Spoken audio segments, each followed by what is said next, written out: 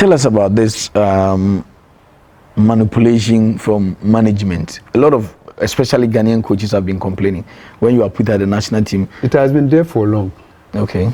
So not until we stop it, our coaches will never have peace. They impose players on you? They impose players on you. Wow. I was just telling Anani this morning, whilst we were in Malaysia, the then regional minister, sports minister, our first match, before the first match, on the eve of our match, we had a meeting, a call from, he said number 1, number 2, number 3, up to 11. We were handling the play. We knew those who had injuries and those who were doing well. The sports minister who was staying in his office in Accra called you and gave you the first 11 for your first match. Yes. And what did he tell you? I'm saying this because I want Ghana to be well. Yeah. If we don't stop it, coaches will not produce talented players for the team. They have their technical moves and know those who can play those things in the team. By imposition of players, the GFA members have their teams and players. They will force you, the coach, to call them to camp. Otiakinti, we did something. We were there in Winneba. Someone will use his complimentary card and write a note.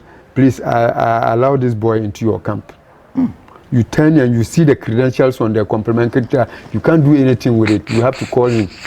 And what we also did was that we organized matches and invite those kind of big men to come and watch. Okay.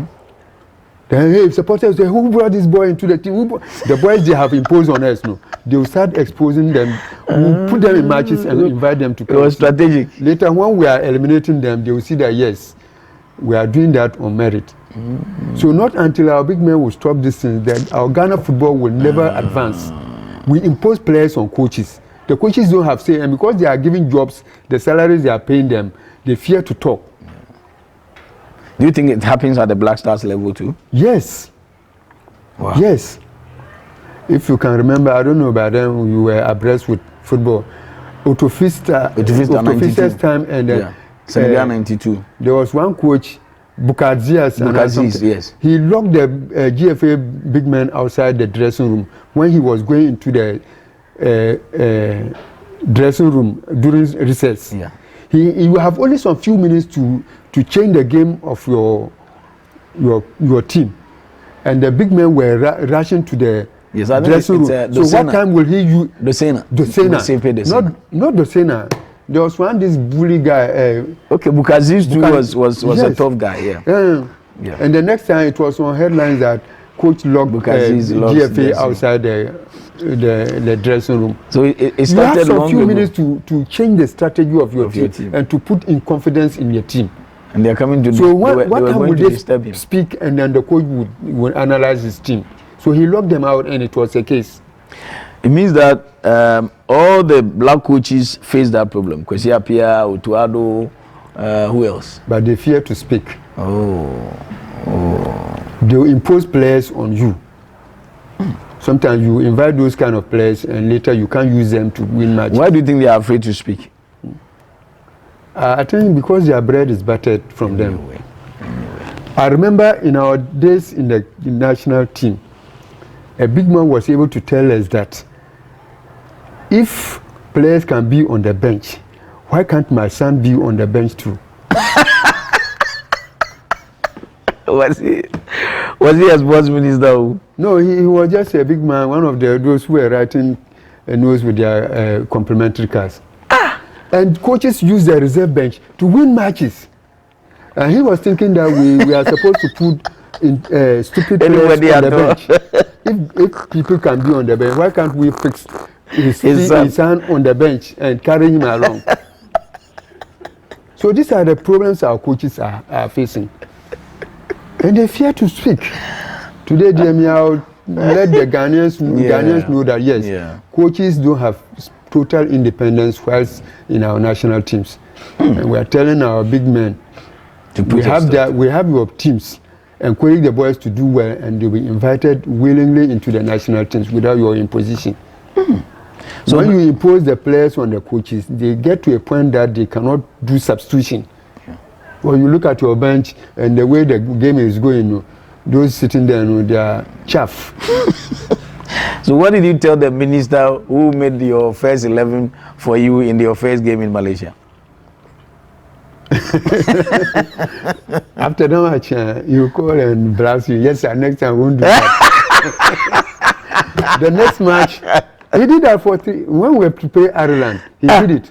Our second match against China, he did it. Our third match, and we were always pushing. That was why we lost. Oh!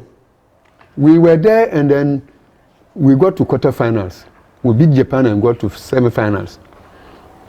And he came, Nana Butler and co. That will see who changed the selection today. Oh! They came. Ohinba Charles, are you free with Ohinba Charles? Yeah, very, very free. He was the leader of the delegation. So who dared you that nobody should change what they were presenting? Who was the one who was giving us the selection in Ghana? The sports minister. He had come to me.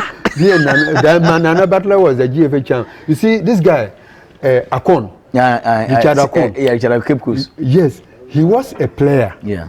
And he had a lot of crosses. Yeah.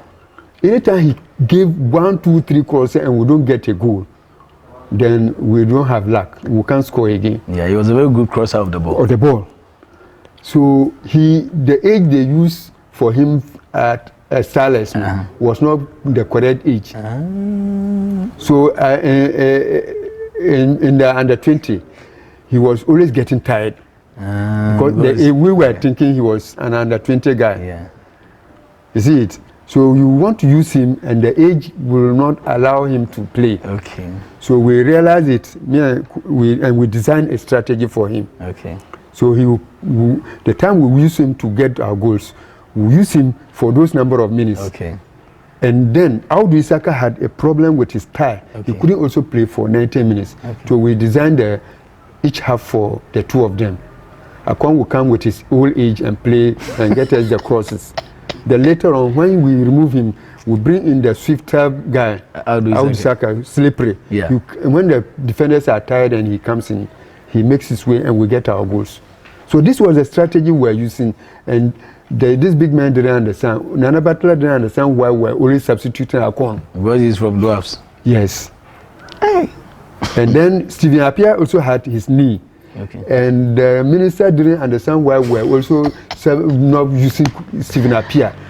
His knee problem, he could play for 20, 28, 25 minutes. And we managed it for him. And they didn't understand why we were always bringing him at some level of the game.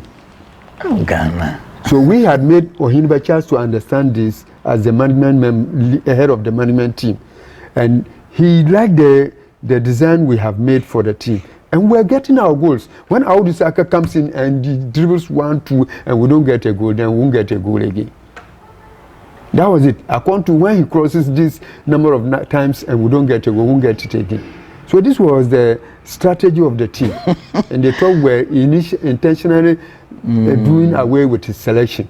So when he overpowered us and gave us that selection he wanted. That's how you lost. And Uruguay beat us in the semi-finals. Oh. This is sad. Then the final match, third place against Ireland, the team we beat first. They beat us. He did the selection again, and they beat us for the third place. So we're fourth in Malaysia. You should have vacated the bench for him to come and coach. No, he was the minister, so we just allowed it. Oh, Ghana pa. So not until this team will stop in our national teams, our teams will never prosper. Our coaches they are getting intimidations. They will force you to invite their players into the national teams. And not to invite them, but to use them. They should give them independence to freely run the national teams. We have good coaches in Ghana who can blend the players we have to get results. But imposition of players on them, no. It's not helping. It's not helping. So Malaysia 97 was your last national team experience? Yes, experience, yeah. Wow.